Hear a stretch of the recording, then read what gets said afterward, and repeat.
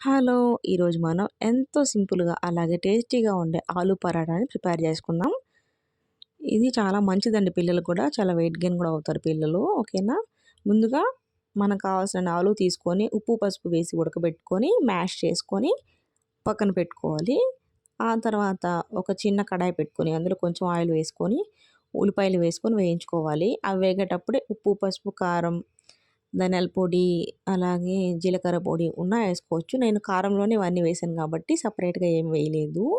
ఆ తర్వాత చాప్ చేసుకున్న కొత్తిమీర కూడా యాడ్ చేసుకొని వేయించుకోవాలి. ఆ తర్వాత మ్యాష్ చేసి పెట్టుకున్న పొటాటోస్ కూడా వేసేసి స్టవ్ ఆపేసి ఈ స్టఫ్‌నంతా కొంచెం ఆరనివ్వాలి. ఆ తర్వాత మనం ఇప్పుడు గోధుమ పిండి తీసుకొని అందులోకి ఈ ఆరిపోయిన స్టఫ్ అంతా వేసేసి కలిపేసుకోవాలి. మొత్తం వాటర్ యాడ్ చేసుకుంటూ కొంచెం కొంచెం.